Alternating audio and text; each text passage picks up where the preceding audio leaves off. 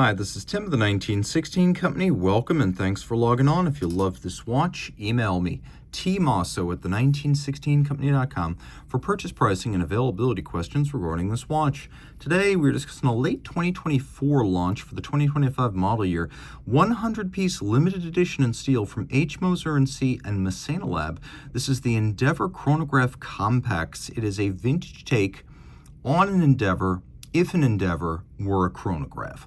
So 41 millimeters in diameter in steel, 13.6 millimeters thick, and 47.5 from lug tip to lug tip with a 20 millimeter spacing in between the lugs. We have a dial with a vintage 1947 style Moser logo and a mid-century aviation instrument aesthetic. The watch wears smaller than you might think. It's a 41, but being only 47.5 lug to lug, the lugs come nowhere near the edge of my wrist. In fact, moving my 16 centimeter circumference wrist a little further away from the camera, you can see that this would probably wear just fine on a wrist as small as 14 centimeters circumference. I have plenty of clearance on either side. Even pulling the strap tight from over this top, which exaggerates the width of the watch, the lugs are still inboard of the edge of my wrist. And though it's not thin, it does have a little bit of a concave bezel, so it should slide easily underneath a jacket cuff. Kudu leather strap and minimally tanned. You can see a lot of the original flaws of the hide are present, giving it a rustic aviation style look. A lightly contrasting stitch. There is bolstering or stuffing to give it volume. It's sheer cut on the side with lacquering for refinement. Calfskin on the bottom. No crimping, no gouging. A brand new Moser factory strap with a simple steel pin buckle that features polishing and satination. Moser cases are machined and then hand finished. You can see that is how these deep mirrored concaves are scalloped out and then decorated, and they are quite beautiful. This is a subtlety that defines Moser cases, as you can't just machine.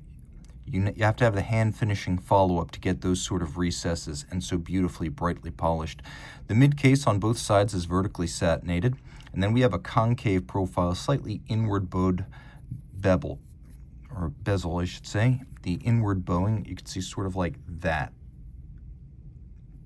It's not conical, it is curved.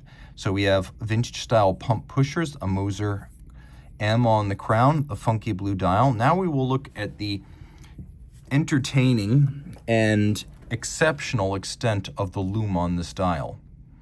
As you can see, just about everything, although oddly, the chronograph hands themselves are not luminescent. But that is dusk till dawn lume on that funky blue fume dial.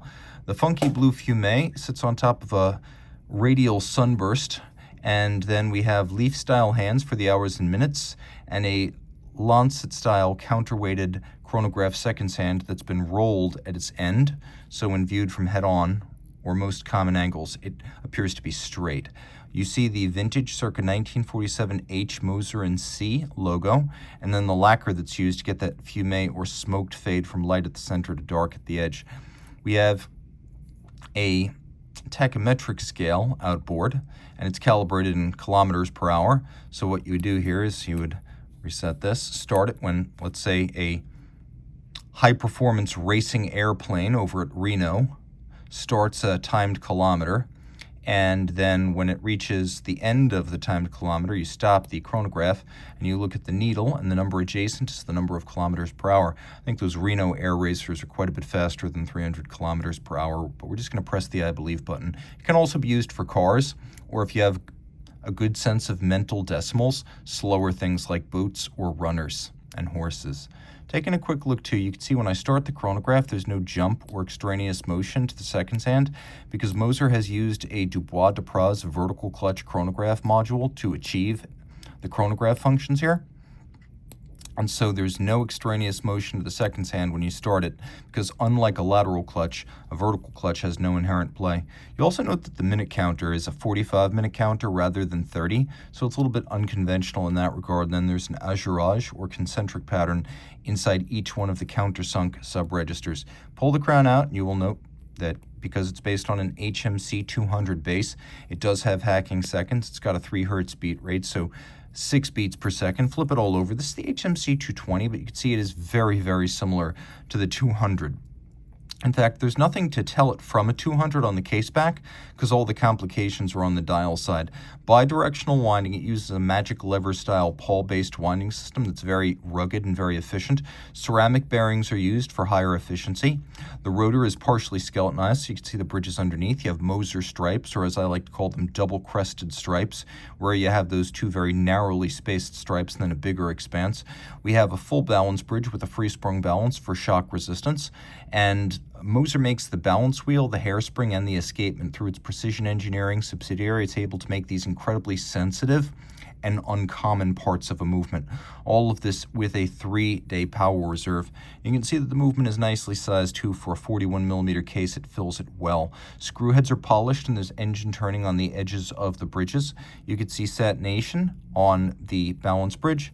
And then we have a mechanically executed but handsome bevel that's been given a once-over to polish it after the machining, and it looks quite good.